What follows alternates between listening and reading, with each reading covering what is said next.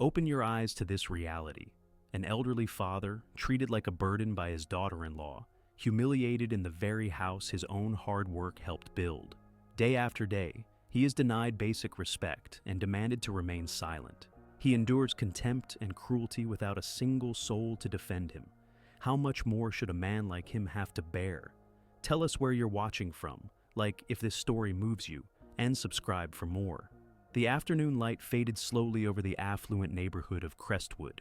In the kitchen of cold marble and white, almost hospital-like light fixtures, Mr. Arthur wiped the counter with a damp cloth, his movements slow and methodical. His 78 years weighed on every joint, but not as heavily as the silence that had settled over the house since he'd come to live with his son. The constant hum of the stainless steel refrigerator was his only company as he cleaned invisible crumbs from a breakfast he had barely tasted. The tiles gleamed under the artificial light, too perfect, too impeccable to feel like a home. In the sink, a bowl of reheated soup waited, its slightly sour smell betraying that it had been in the fridge for several days. Mr. Arthur leaned in to discreetly sniff it and wrinkled his nose. "That soup is fine for you," Camilla's sharp voice echoed from the kitchen entrance. "At your age, you can't be picky." Mr. Arthur straightened up as best he could, his spine protesting the sudden movement. He hadn't heard his daughter-in-law come in. Camilla's expensive perfume filled the space, clashing with the lingering scent of bleach. Her beige dress, without a single wrinkle, seemed to glow under the kitchen's white light. She dropped her designer handbag on the island with a thud, as if marking her territory. "Good afternoon, Camilla," Mr. Arthur whispered with a timid smile. She didn't answer. With the precise steps of her stiletto heels, she walked to the refrigerator and took out a bottle of mineral water. Her movements were elegant, but there was something reptilian in the way she scanned every corner, assessing its cleanliness. "Don't dirty what I've already cleaned," she finally snapped, without looking at him directly. Mr. Arthur nodded in silence, squeezing the damp cloth between his gnarled hands. In the next room, the television murmured constantly. The afternoon news spoke of economic figures that no one in the house seemed to care about. The wall clock marked each second with a tick-tock that cut through the air conditioning, which was always too cold for Mr. Arthur's old bones. His gaze fell on the vase of flowers on the table, perfect tulips, too perfect to be real. Just like everything else in this house, he thought, feeling how his presence became more inconvenient, more out of place in this space that looked like it was torn from a design magazine. "Dinner is at 7, Camilla informed him as she typed on her phone. "Ivan will be late again tonight." Mr. Arthur nodded again. He wanted to ask about his grandson, Matthew, but something in Camilla's rigid posture told him it was better to stay silent. A fork slipped from his trembling hands and fell to the floor with a metallic clatter that seemed to amplify in the kitchen's quiet. Camilla looked up, irritated. Mr. Arthur bent down slowly to pick it up, his knees cracking in protest.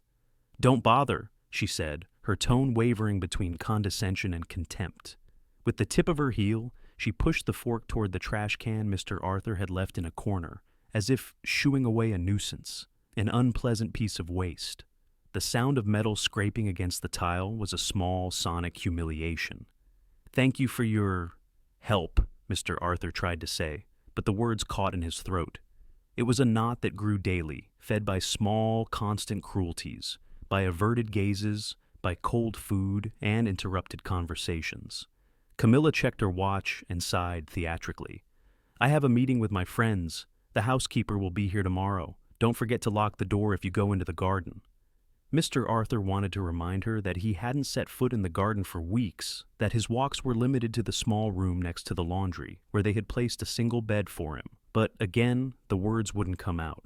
The sound of Camilla's heels faded down the hallway.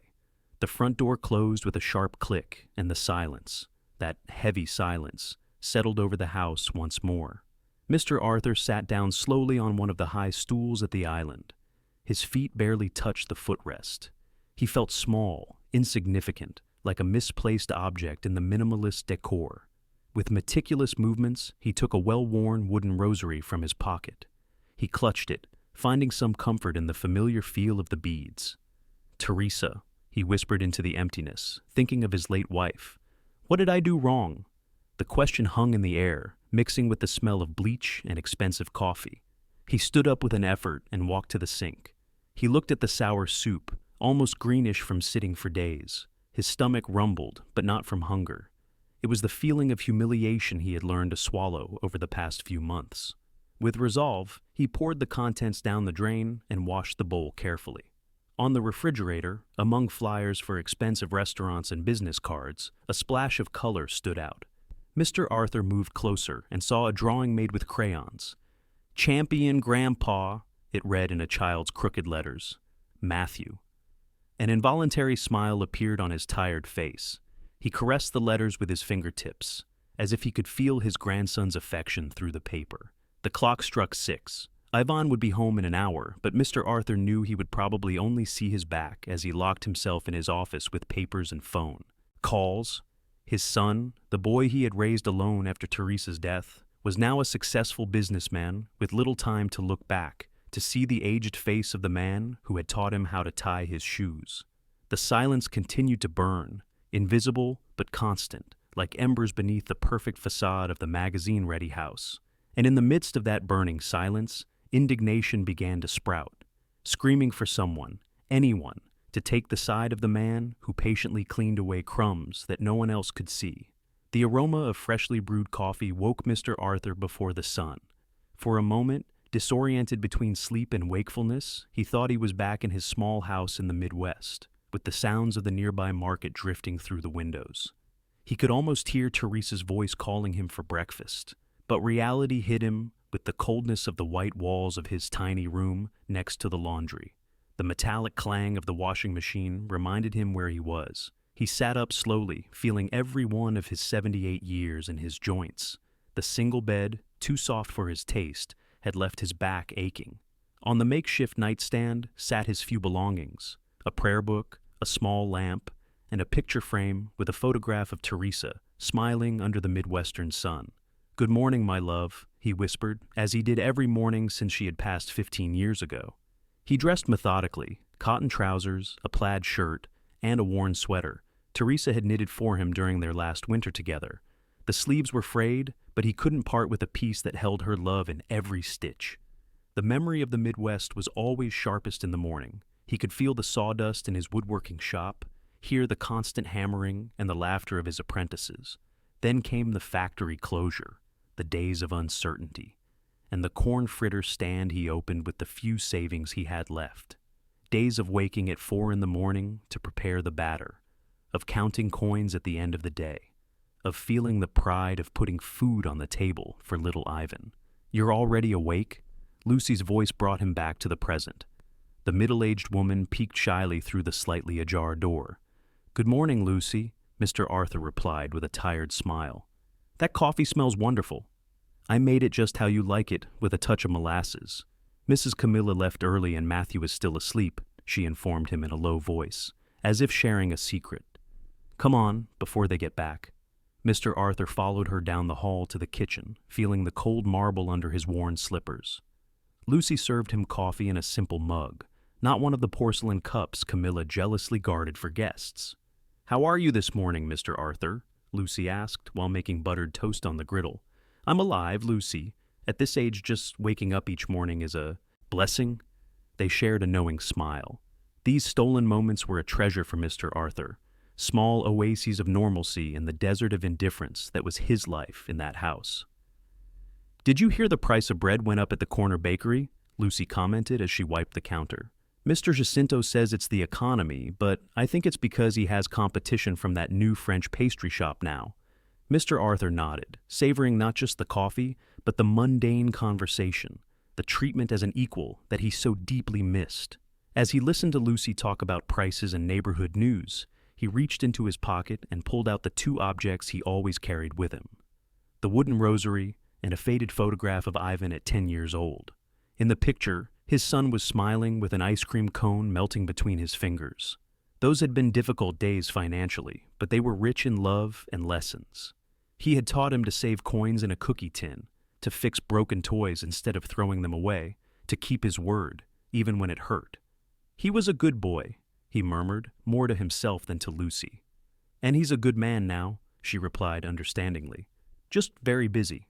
Mr. Arthur remained silent. He didn't want to contradict Lucy, but he couldn't lie to himself either. The Ivan he had raised seemed to have gotten lost somewhere between contracts, business trips, and galas. The boy who used to cry on his shoulder when he missed his mother now barely gave him a passing glance while typing on his laptop. The sound of small footsteps interrupted his thoughts. Matthew appeared in the kitchen doorway, his hair messy and his eyes still sleepy. "Grandpa!" the boy exclaimed, running to hug him. Mr. Arthur felt his heart swell. He opened his arms to receive his grandson, inhaling the scent of children's shampoo and that inexplicable fragrance of innocence that kids seem to carry with them. "Did you sleep well, champ?" he asked, ruffling his hair. "I dreamed we were flying on a dragon, you and me," Matthew replied, sitting next to him. "And we visited the Midwest, where you lived when Dad was a kid." Lucy served them both orange juice and prepared cereal for Matthew. Mr. Arthur watched his grandson with infinite affection. In him, he saw the same gestures Ivan had at his age, the same insatiable curiosity, the same endless questions. "Will you tell me more stories about when Dad was little?" Matthew asked between spoonfuls of cereal. "The ones I like, about when you sold corn fritters and people lined up for them." "Of course," Mr. Arthur nodded, feeling the weight of his years lift a little. "I'll tell you about the time your dad tried to help me and ended up with batter all the way up to his ears." Matthew laughed, spilling a little milk on the table. Lucy quickly wiped it up, glancing nervously at the door. "The school bus will be here soon, Matthew," she reminded him, "and your mother could be back any minute." The mention of Camilla was like a bucket of cold water. Mr. Arthur's smile gradually faded. Matthew seemed to notice the change in the atmosphere and finished his breakfast in silence. Before leaving for school, Matthew ran to his room and came back with a colorful piece of paper. "I made this for you, Grandpa," he said, handing him a drawing of two figures, one small and one large, holding what looked like a flag. "It says, 'Champion Grandpa, because you're the best grandpa in the world.'" Mr. Arthur took the drawing with trembling hands, feeling a lump in his throat. He folded it carefully and put it in his pocket, next to the rosary and the photograph. "I'm going to put it on the fridge for everyone to see," Matthew proposed. "Better to keep it here," Mr. Arthur replied, touching his heart, "where no one can take it away from me." When the school bus had taken Matthew and Lucy was busy with her chores, Mr. Arthur returned to his small room. He sat on the bed and unfolded the drawing, contemplating it for a long time. Then he pulled a worn shoebox from under his mattress, where he kept all the drawings Matthew had given him. It was his most precious treasure in a house where he felt like an intruder. Despite everything, Mr. Arthur held on to hope. He firmly believed that Ivan's heart was still that of the boy in the photograph, that beneath the layers of stress and ambition still beat the son he had raised with values and unconditional love. He clung to the idea that, with time and truth, love would find its way back home. As the mid-morning sun filtered through the small window of his room, Mr. Arthur closed his eyes and prayed. He didn't ask for miracles. He never did. He just asked for patience and the chance to get his son back before it was too late. The weeks at Ivan's house had become a calendar of small humiliations for Mr. Arthur. The decay came disguised as routine, as a normalcy imposed by Camilla's tense smile and his son's prolonged absences. That morning, as he tried to eat breakfast, he noticed something strange about the yogurt Camilla had left for him. "It's sour," he muttered to himself, frowning. "We don't throw anything away in this house," Camilla decreed, appearing like a shadow in the kitchen doorway. Her heels clicked against the marble as she approached. "At your age, you should be grateful to have food on the table." Mr. Arthur looked down at the yogurt. A faint acidic smell rose from the container, but Camilla's unyielding stare allowed for no argument. With effort, he swallowed another spoonful, feeling the spoiled taste slide down his throat. "When you're done, I need you to wash the patio," she ordered, checking her phone with a distracted air. "The leaves are piling up, and it looks bad." "It's very hot outside," Mr. Arthur dared to comment, thinking of the merciless midday sun that was already peeking through the curtains. Camilla looked up from her phone, her eyes, cold as the marble countertop, fixed on him. "Would you prefer to find somewhere else to live? Because I can call a state-run nursing home right now." The threat hung in the air like a suspended knife. Mr. Arthur felt his mouth go dry. The words nursing home sounded like abandonment, a final surrender. He finished the yogurt in silence, ignoring the nausea building in his stomach. The back patio was large and surrounded by high walls that ensured the privacy so valued in Crestwood. The trees cast sparse shadows on the hot concrete. Mr. Arthur gripped the broom with trembling hands and began to sweep. The midday sun beat down relentlessly on his stooped back, and soon sweat soaked his shirt, forming dark patches under his arms and down his spine. The dry leaves resisted the broom, dancing capriciously with every gust of wind. Sweat stung his forehead and ran into his eyes, blurring his vision. After an hour, his hands had developed blisters that were beginning to break. The throbbing pain in his palms added to the burning of his sun-exposed skin. "You missed a spot," Camilla pointed from the cool interior, protected by glass and air conditioning. "And when you're done with that, I want you to clean the garden chairs." Mr. Arthur nodded, too weak to protest. The hot concrete burned through his worn shoes, searing the soles of his feet. He thought of Teresa, of how she never let him work under the midday sun. "The shade is productive too, my dear," she used to tell him affectionately. When he finally finished, he went into the kitchen looking for water. He drank directly from the tap, unable to wait to pour a glass.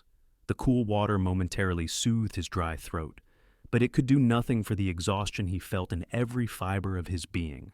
That night, in front of the mirror in the small bathroom attached to his room, Mr. Arthur barely recognized his reflection. His cheeks had sunk even further, and his eyes seemed to have receded into their sockets. He took off his shirt with pained movements and saw his ribs outlined beneath his skin. The scale confirmed what the mirror insinuated. He had lost 10 pounds in the last month. He put on his pajamas and tightened the belt of his trousers, adding another hole with the tip of an old pair of scissors. The fabric hung loosely where there had once been flesh and muscle. As he sat on the bed, a sudden wave of dizziness forced him to grip the edge of the nightstand. In the kitchen, a plate of cold food awaited him. The meat was dry and the vegetables were limp, but he ate in silence, grateful to at least have something in his stomach. The house was quiet at that hour. Even hadn't returned from the office yet, and Matthew was already asleep. Suddenly he heard the sound of the front door. Firm footsteps. Crossed the entryway, and Mr. Arthur recognized the cadence of his son's walk. He stood up with difficulty, eager to see him, even if only for a few minutes. "Ivan," he called out softly as he saw him pass the kitchen. His son stopped, surprised. His suit was wrinkled, and his briefcase seemed to weigh a ton in his hand. "Dad, what are you doing up so late?" he asked, checking his watch. "I just wanted to say hello. I've barely seen you this week." Ivan nodded distractedly. His eyes were already fixed on the phone in his hand. "We're closing a big deal," he explained vaguely. "The tech company is growing, and it needs all my attention." Mr. Arthur wanted to ask more, to share something about his day, but Ivan was already walking away toward his office. "We'll talk tomorrow, Dad. Get some rest." The office door closed with a soft click. Mr. Arthur stood motionless in the middle of the kitchen, words caught in his throat, and his sunburnt hands throbbing with pain. He returned to his room in silence. The nights had become endless in that house. Between the noise from the laundry room, the creaks of the house, and the constant hum of the air conditioning, sleep was elusive. He lay down on the sheets, feeling how every bone in his body pressed against the mattress. At midnight, muffled voices woke him. They were coming from the hallway near his door. He sat up slowly, straining to hear. "We have to get him out of here." Camilla's voice was unmistakable, though she was whispering. "A retirement home would be for the best. I've already spoken to the administrator at Sunset Gardens." "We can't just send him to a home," Ivan replied, his voice tired, hesitant. "Why not? Your father is getting more and more disoriented. The other day I found him talking to himself in the kitchen." Mr. Arthur clenched his fists. He did talk to Teresa sometimes, it was true, but his mind was as sharp as ever. "We need him to sign the papers," Camilla continued. "The documents for the house in the Midwest, the bank account. Everything should be in your name before, well, you know." A stifled laugh followed her words.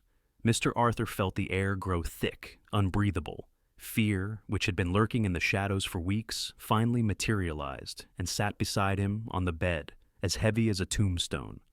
"I'll think about it," Ivan finally replied, "but I need to sleep now." The footsteps faded down the hall. Mr. Arthur remained sitting in the darkness, his heart beating painfully against his prominent ribs. The house in the Midwest, the small plot of land he had bought with years of work in his shop, the modest savings account he kept for emergencies. Everything he had built with his own two hands was now in Camilla's sights. He tried to stand up to get his cell phone. He needed to call someone, maybe his old friend Ramon back home. But then he remembered his phone had disappeared weeks ago. "So, you're not bothered by late-night calls," Camilla had explained with a forced smile as she put the device in a locked drawer. The next morning arrived with the sound of rain against the window. Mr. Arthur got up, feeling every muscle in his body protest. A dry cough shook his chest as he made his way to the bathroom. The mirror reflected an even more haggard image than the night before. In the kitchen, Lucy looked at him with concern as she heard him coughing over the sink. "Mr. Arthur, are you feeling all right?" she asked in a low voice. "You look pale." "It's just a cold," he replied, trying to smile. "It'll pass." Lucy pressed her lips together and, after making sure no one was watching, quickly prepared a cup of tea with honey and lemon. She placed it in front of him and then hid it behind the microwave when they heard Camilla's heels approaching. "Good morning," she greeted coldly. "Lucy, I need you to clean the office today. My husband is having important guests." "Yes, ma'am," Lucy replied, avoiding looking at Mr. Arthur. "Could I have some bread?" Mr. Arthur ventured, pointing to the basket in the center of the table. Camilla smiled humorlessly. With a deliberately slow movement, she pushed the basket to the edge of the island. The bread fell to the floor, scattering across the immaculate tiles. "If you want it, there it is," she said, her voice as sweet as poison. Mr. Arthur looked at the bread on the floor. Humiliation burned in his chest, but hunger was stronger. He began to bend down slowly, feeling his knees protest on the hard floor. As he crouched, the rosary slipped from his pocket, hitting the tile with a dry clack that echoed in the silent kitchen. Camilla watched the scene with an unreadable expression. Mr. Arthur, on all fours, picking up bread from the floor like an animal. Teresa's rosary, his most precious treasure, lying on the cold marble. As he gathered the wooden beads with his trembling fingers, Mr. Arthur took a deep breath. He thought of Teresa, of Ivan, of Matthew, of all the years of honest work, of the dignity that no one had the right to take from him. And then, like a whispered warning, he noticed a shadow moving just outside the doorframe. Someone had seen, someone had heard. Fear suddenly mingled with a spark he couldn't name. Maybe it was hope. Maybe it was the certainty that no humiliation could remain hidden forever. That Thursday afternoon, Matthew's school closed early due to a water leak. The students were sent home 2 hours ahead of schedule, with no time to notify their families. The school bus dropped the boy off at the corner, just a few yards from his family's home. Matthew walked with his backpack bouncing on his shoulders, thinking about showing his grandfather the drawing he had finished in art class, a reproduction of the market in his hometown in the Midwest, based on the stories Mr. Arthur told him. When he opened the front door, the silence of the house greeted him. Without the ambient music his mother always played, or the constant typing from his father's office, the mansion seemed larger and emptier. Matthew dropped his backpack in the entryway and walked down the hall, looking for any sign of life. "Grandpa?" he called out, his voice echoing off the marble walls. No answer. He was about to head to Mr. Arthur's room when he heard a noise coming from the kitchen. He crept closer, driven by childish curiosity. The door was ajar, allowing him to see a scene that would be seared into his memory forever. His grandfather, on his knees on the floor, was picking up pieces of bread while his mother stood over him, watching with an expression Matthew had never seen on her face. It wasn't anger or even indifference. It was something worse, something that made Matthew's stomach clench painfully. Satisfaction. "Don't make any more of a mess," he heard his mother say, pushing a piece of bread out of Mr. Arthur's reach with the tip of her heel. "Lucy already has enough work cleaning up after you." Matthew watched as his grandfather stretched to reach the bread, how his knees trembled with the effort, how his face contorted in a grimace of pain. He also saw something fall from his grandfather's pocket, the wooden rosary he always carried, the memento of Grandma Teresa, whom he had never met. The object hit the floor with a dry sound, and the beads scattered in different directions. Mr. Arthur tried to gather them with trembling hands, but Camilla stepped forward, deliberately crushing one of the wooden beads under her heel. The snap was almost inaudible, but to Matthew it sounded like a thunderclap. "I don't want old people at my table," Camilla said, her voice now devoid of any pretense of kindness. "Do you understand? This isn't a nursing home." Matthew felt something break inside him. It wasn't just childish anger. It was a sudden, painful understanding that something was deeply wrong in his home. Without making a sound, he backed down the hallway to his room. With trembling hands, he picked up his cell phone and texted his father. "Dad, come home now. It's important." In his office in the financial district, Ivan was reviewing contracts for a new acquisition when his son's message appeared on the screen. It wasn't like Matthew to text him directly, much less with such a tone of urgency. He tried calling, but the phone went straight to voicemail. Something stirred inside him, a disquiet he couldn't ignore. His son's words, brief but urgent, sparked a concern that made him stand up immediately, leaving the executives gathered around the conference table bewildered. "We have to postpone," he announced, gathering his documents. "It's an urgent family matter." The city traffic, always chaotic at that hour, seemed to conspire against him. Every red light was torture, every traffic jam a physical barrier between him and whatever was happening at home. During the drive, an uncomfortable feeling settled in his chest. It had been weeks, maybe months, since he had spent any real time with his father. Their conversations had been reduced to hurried greetings in the hallway, to empty promises of, "we'll talk later," that never materialized. He remembered the last time he had truly looked at Mr. Arthur. He had noticed his face was thinner, his eyes sunken, but he had attributed it to the natural passage of time. Or was it something more? Camilla's hints about a nursing home, the papers she wanted his father to sign. It all started to take on a sinister tone that made his pulse race. When he finally arrived home, the silence greeted him like a bad omen. He strode through the entryway and went directly to Matthew's room. The boy was sitting on his bed, with a sketchbook open, but untouched. "What happened, son?" he asked, kneeling before him. Matthew looked up, his red-rimmed eyes showing he had been crying. "Mom is being mean to Grandpa," he said simply, his voice thick with emotion. "I saw him picking bread off the floor. She threw it there on purpose." Ivan felt a chill run down his spine. His son's words, so direct and sincere, tore a hole in the facade of normalcy he had accepted without question. "Where are they now?" he asked, trying to stay calm. "In the kitchen," Matthew replied, pointing down the hall. "She stepped on his rosary, Dad, the one that belonged to Grandma." Ivan walked to the kitchen with firm steps, his unease turning into a mixture of anxiety and contained rage. When he opened the door, he found Camilla organizing the pantry, while Mr. Arthur, sitting in a corner, was trying to restring the scattered beads of his rosary. Time seemed to stop, as Ivan caught the phrase coming from his wife's lips. "I don't want old people at my table." The words hung in the air, as if the entire universe wanted Ivan to hear them with absolute clarity.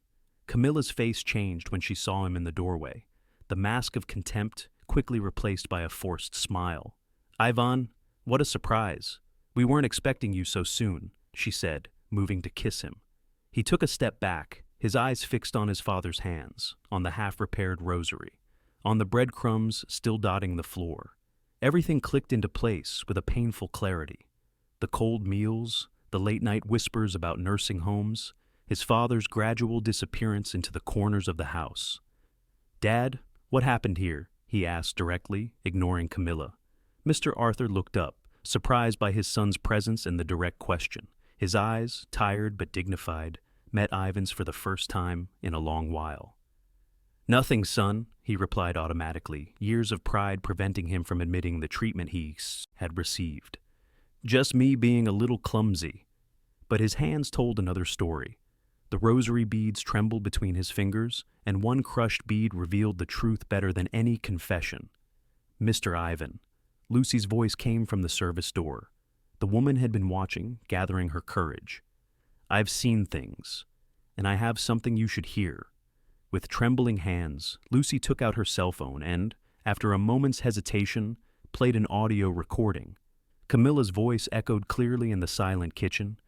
"We have to get him out. A retirement home. Get him to sign the papers." Laughter, then more plans, mentions of documents, the house in the Midwest, bank accounts. The color drained from Camilla's face. She tried to snatch the phone from Lucy's hands, but Ivan stepped between them. "I have more," Lucy stated with unexpected firmness. "I've been recording for weeks, the spoiled food, the impossible chores, the humiliations." Mr. Arthur, who had spent weeks with his head bowed, finally looked up. There was no resentment in his eyes, only a wounded dignity that had finally found witnesses, that could finally breathe in the light of day. Ivan approached his father and, with a tenderness he hadn't shown in a long time, took the rosary from his hands. He picked up the crushed bead and held it to the light, as if in that small wooden object he could see all the silent abuse reflected.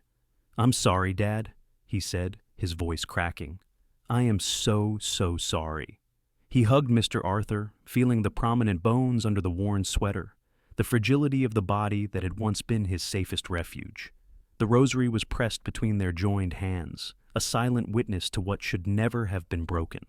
The temperature in the immaculate kitchen seemed to drop, as if the house had opened a secret window to the truth. Matthew appeared in the doorway, his eyes darting from his grandfather to his father, and finally to his mother, whose perfect face was now twisted in a grimace of contained rage. "Things can be misinterpreted," Camilla tried, her voice now sweet, calculating. "Your father is old, he gets confused. I was only trying to help." But the evidence, the bread on the floor, the audio recording, and above all, the look in Mr. Arthur's eyes, spoke for itself. The hope that had seemed extinguished in the old man's eyes flickered to life, not to attack or seek revenge, but to affirm what should never have been negotiable: his right to live with dignity under the same roof as his son. That night, the house in Crestwood was filled with a different kind of silence, no longer oppressive, but expectant. Avon had asked Camilla to sleep in the guest room while he spent hours in his father's small room, listening to stories he should have paid attention to long ago. Mr. Arthur, with a cup of hot tea between his hands, made by Ivan himself, not served as an obligation, spoke in a steady voice about the preceding months, the cold meals, the exhausting chores, the constant humiliations. There was no accusation in his tone, only the peace of someone who could finally give a name to what he had endured. Ivan listened, each word a stone piling up on his conscience. How had he not seen? How had he let his own ambition blind him to what was most important? "Don't blame yourself, son," Mr. Arthur said, noticing his tormented expression. "We all have our moments of blindness." "But it's my responsibility, Dad. You taught me that a man keeps his word, that he takes care of his own. I failed you." Mr. Arthur placed his hand on his son's, a hand now marked with the calluses of an office job instead of the woodworking calluses he knew so well. "It's never too late to remember who we are," he murmured, and in that simple phrase, Ivan recognized the man who had forged his character more through example than through lectures. That same night, while Mr. Arthur finally slept peacefully, Ivan made decisions. He called Albert, his trusted lawyer, and Javier, the accountant who managed his personal finances. He asked them to be at his house first thing on Sunday morning. He also called Michael and Edward, college friends who knew his history, his humble origins, the struggle his father had gone through to give him an education. They would be witnesses to what needed to be done. Saturday passed in a strange calm. Camilla avoided the common areas of the house, locking herself in the home gym, or going out with friends who were oblivious to the storm brewing. Matthew spent the day with his grandfather, drawing, listening to stories, and learning how to fix the rosary with a new string. Lucy, free from the fear of reprisal, cooked Midwestern dishes that filled the house with aromas that stirred memories in Mr. Arthur: hearty beef stew, cornbread, and creamy hot chocolate served in enamel mugs. "Just like home," the old man murmured after the first bite, his eyes welling up with tears. Sunday dawned with a clarity unusual for the city. The smog seemed to have dissipated overnight, allowing a clean sun to bathe the main living room, where Ivan had set a table for the family meeting. It wasn't Camilla's ostentatious dining table with imported candelabras and French porcelain. It was a simple table, covered with an embroidered tablecloth that Mr. Arthur immediately recognized. It had belonged to Teresa, stored for years in a chest that Ivan had retrieved from the attic. On the cloth were freshly baked bread, steaming chicken broth with fresh vegetables, and simple flowers from the garden in a clay vase. And at the head of the table, for the first time in months, sat Mr. Arthur. At 10 o'clock sharp, the doorbell announced the arrival of the guests: Albert and Javier, with briefcases and documents; Michael and Edward, with the solemnity appropriate for the occasion. Camilla appeared in the room, dressed impeccably as if for a social event and not a family reckoning. "What is all this, Ivan?" she asked with a tense smile, sizing up the guests. You didn't tell me we were having company. Please, sit down, Ivan replied with a calmness that surprised everyone, including himself. We have important matters to discuss. Camilla sat opposite Mr. Arthur, avoiding his gaze. The old man remained serene, his hands no longer trembling. They held firmly to the coffee cup Lucy had served him. I'd like you to explain, in front of all of us, your words and actions over these past few months, Ivan began, his voice clear and direct. I don't know what you're referring to, she replied, straightening her back. If your father has been complaining... These aren't complaints, Camilla. They're facts, and we have proof. Camilla tried to deflect, blaming stress, an old man's sensitivity, misunderstandings caused by generational differences. As she spoke, her words became more and more elaborate, constructing a narrative where she was the victim of difficult circumstances, a demanding elder, an absent husband. Your father needs specialized care, she argued in a modulated voice. I was only trying to make you see that a proper facility for seniors would be better for him, and better for us, for Matthew, for our family. The word family on her lips sounded hollow, devoid of the deep meaning it should have held. Lucy, who had been standing by the kitchen door, took a step forward. With a determination no one knew she possessed, she took out her phone and played the audio she had saved as proof. Camilla's voice filled the room with uncomfortable clarity. Get him to sign the papers, the documents for the house in the Midwest, the bank account. Everything should be in your name before, well, you know. Then the stifled laugh, the calculating tone when talking about making him tired and docile. Ivan's friends, men who knew his story of hard work, lowered their eyes at the crudeness of the words. Michael, a university professor who had grown up in circumstances similar to Ivan's, clenched his fists under the table. That audio is taken out of context, Camilla tried to defend herself, her voice losing its earlier confidence. I was tired, frustrated. We all say things we don't really mean. And is this also out of context? Ivan asked, placing the rosary with the crushed bead on the table. Matthew, who had remained silent beside his grandfather, took a carefully folded paper from his pocket. It was a new drawing where his grandfather was depicted with a kind of cape, like a quiet superhero. Champion Grandpa 2.0, read the childish letters. He placed it in front of Mr. Arthur, like a shield against the venomous words floating in the air. Albert, the lawyer, cleared his throat and began to explain. The legal implications of what the recordings suggested. Manipulation of an elderly person. Possible psychological abuse. Attempted embezzlement through coercion. Legal terms that gave weight to what had until then been a nameless pain. Ivan didn't shout, didn't insult. With the same clarity with which he closed million-dollar deals, he stated his decision. In this house, my father will not be mistreated. He will not be humiliated, served spoiled food, or assigned tasks that put his health at risk. Then, looking directly at Camilla, he continued, As of today, the additional cards on my account are canceled. You have until tonight to gather your personal belongings and leave this house. My lawyer will be in touch regarding the terms of the divorce, and there will be legal action for the mistreatment of my father. Camilla turned pale. Her perfectly controlled world was crumbling before her with every word. You can't be serious, she stammered, looking for allies among the guests. It's your father against your wife? Are you really going to choose him? This isn't a choice between people, Ivan replied, with a calmness that left no room for doubt. It's a choice between what is right and what is wrong.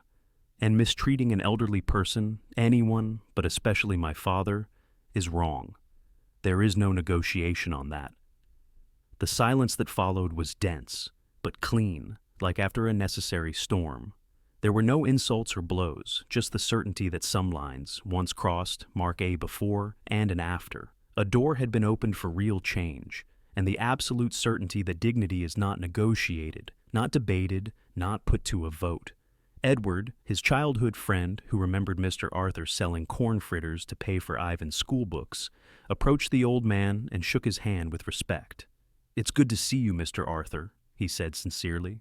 My mother still talks about how you fixed my grandmother's rocking chair when no one else could. Small gestures, shared memories, the acknowledgement of a life of honest work and sacrifice. The house seemed to breathe with them. The smell of the broth replaced the acidity of bleach. and the family portraits on the walls, so long ignored as mere decorative elements, regained their meaning. Mr. Arthur did not apologize for existing, did not ask for permission to take the first spoonful of the broth Lucy had served. With his dignity restored, he gave thanks for the food and savored the taste that reminded him of his home, his roots. Ivan's gaze met his father's across the table. "This is where you deserve to be." No more words were needed. Outside, the wind gently rustled the leaves of the trees in the garden. Inside, respect was putting every object back in its place, every relationship in its proper value. And at the center of it all, an old man who no longer bowed his head as he walked the marble hallways. The news spread like wildfire through the luxury apartment building. The neighbors, accustomed to the perfect image of Camilla leaving every morning with her designer bag and calculated smile, silently watched as a driver loaded suitcases into a taxi. Her face, usually flawless, now showed lines of tension that no makeup could hide. No one asked, but everyone sensed that something fundamental had broken in the penthouse. 3 days after the family confrontation, a courtroom in the city's family court hosted a brief but decisive hearing. Judge Fernandez, a 60-year-old man with thick-rimmed glasses and an impenetrable expression, listened intently to Lucy's testimony. The woman, dressed in her best blouse and skirt, recounted with a clear voice the incidents she had witnessed: the spoiled food, the work under the scorching sun, the humiliating phrases, the plans for a forced committal. "And do you have proof of these accusations?" the judge asked, adjusting his glasses. "Yes, Your Honor," Lucy replied, handing her cell phone to the bailiff. "I recorded several conversations. There are also photographs of the state I found Mr. Arthur in after the chores she made him do." The images were projected onto a screen, chapped hands with broken blisters, the scale showing an alarming weight loss in just a few weeks, the bread scattered on the kitchen floor, and the most devastating, the audio recordings where Camilla discussed forcing Mr. Arthur to sign documents when he was tired and docile. Camilla, sitting next to her lawyer, kept her gaze fixed on an indeterminate point on the wall. Her posture, once always erect and dominant, now seemed to sag under the weight of the evidence. "Ma'am," the judge said, addressing Camilla, "do you understand the seriousness of these accusations?" "My client understands that there were misunderstandings in a complex family environment," her lawyer, a man in an expensive suit with a leather briefcase, intervened. "I was not speaking to you, counselor," the judge cut him off. "Ma'am, I repeat, do you understand the seriousness of what we are discussing here?" Camilla looked up. Her eyes, once cold and calculating, now showed something akin to fear. "Yes, Your Honor," she answered, her voice barely audible. "Good. This court does not tolerate the mistreatment of the elderly. It is a particularly repugnant form of violence, directed at those who deserve our utmost respect and care." Judge Fernandez consulted the documents before him and continued. "Based on the evidence presented, this court orders the following measures: an immediate restraining order prohibiting Ms. Camilla from coming within 500 yards of Mr. Arthur or his residence, financial compensation for moral damages, and the mandatory completion of 200 hours of community service at the New Dawn Soup Kitchen for the elderly. The sharp crack of the gavel sealed the decision. There were no shouts or dramatic scenes, just the weight of consequence falling like a slab on someone who thought vulnerability was synonymous with invisibility. Furthermore, the judge added, this court orders that this ruling be communicated to the residence board of the building where the family resided, and to the Our Lady of Grace Parish, where the defendant participated in charity events. This last point was perhaps the harshest blow for Camilla. Her social standing, meticulously built through events, strategic donations, and appearances, was now exposed, not as the elegant benefactor everyone admired, but as someone capable of humiliating a vulnerable old man under her own roof. The hearing ended. Mr. Arthur, who had remained seated next to Yvonne throughout the proceedings, showed neither satisfaction nor resentment. His face reflected the serenity of someone who had seen justice served without the need for revenge. As they left the courthouse, several neighbors from the building were waiting in silence. There were no boos or direct accusations, only looks that now understood the whispers heard through walls, the uncomfortable situations witnessed in the elevator, the gradual decline of a man who once greeted them with energy and now barely looked up. Camilla walked through the corridor with her head held high, but it was no longer pride that sustained her posture, but the rigidity of someone who knows every step is being judged. She had lost more than access to a bank account or a luxury residence. She had lost the mask she had operated behind for so long. That same afternoon, in the house's kitchen, now simpler, without the ostentatious adornments Camilla had accumulated, Ivan was making coffee for his father. It wasn't the imported coffee from before, but a blend from the Midwest that Lucy had bought at the market. The familiar aroma filled the kitchen as Mr. Arthur sat at the table, no longer in a distant corner, but in the place that belonged to him. "Forgive me, Dad," Ivan said, pouring 2 cups with hands that no longer seemed so rushed. "I should have seen what was happening. I should have been there." Mr. Arthur took his son's hand in his own, those hands weathered by decades of honest work. "You don't owe me forgiveness. You owe me your time," he replied with a simplicity that contained a whole philosophy of life Ivan had forgotten between contracts and negotiations. Matthew came running into the kitchen, waving a piece of paper. "Grandpa, look what I made!" he exclaimed, spreading his drawing on the table. It was a new version of his champion grandpa, but this time he wasn't alone. Ivan and Matthew were with him, and the 3 of them were holding what looked like a trophy. "It's the trophy for the best family," Matthew explained with the clear logic of a child. "We won because we learned how to be together again."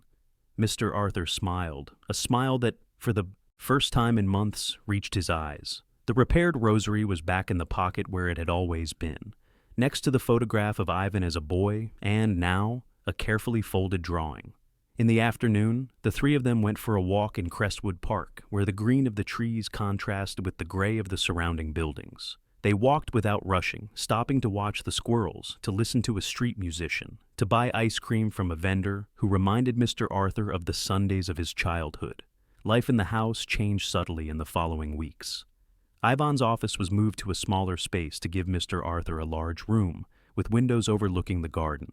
Weekends now included trips to the farmer's market, where Mr. Arthur taught Matthew how to distinguish different types of peppers, how to bargain with respect, how to greet vendors by name. One afternoon, while they waited for Lucy to finish preparing dinner, Ivan found his father contemplating an old photograph. It was Teresa, young and smiling, with a baby in her arms in front of a woodworking shop. "It was a good shop," Mr. Arthur commented nostalgically. "Small, but with good tools." Ivan looked at the photograph with new eyes. He saw not only his mother and himself as a baby, but everything it represented: the sacrifice, the hard work, the unconditional love. "I've been thinking," he said, sitting next to his father. "The warehouse where the company started is empty now. We could turn it into a workshop, not for mass production, but to teach the craft to young people. You could run it if you're interested." Mr. Arthur's eyes lit up with a light Ivan hadn't seen in years. "Go back to the wood?" he asked, as if not daring to believe in a recovered dream. "The tech company will continue on its path, but I think it's time to remember where we came from," Ivan replied. "Besides, Matthew needs to learn how to use his hands, not just touch screens." That night, before going to sleep, Mr. Arthur stood in front of the mirror. His reflection no longer showed the image of a diminished man, but that of someone who had weathered the storm and emerged with his dignity intact. The wrinkles were still there, the hands were still rough, but his posture was different. It was the posture of someone who knows he occupies the exact place he belongs. As he closed the door to his new room, Mr. Arthur uttered in a low voice the phrase that summarized the lesson learned, the one he hoped Ivan and Matthew would remember when he was gone. "Dignity isn't begged for, it's recognized." Outside, the city night enveloped the Crestwood neighborhood. The lights of apartments, distant conversations, the constant hum of traffic. Inside the house, 3 generations breathed in the same rhythm, united not just by blood, but by the late yet profound understanding that success without respect is failure, and no house is truly grand if there isn't room for an old man to hold his head high.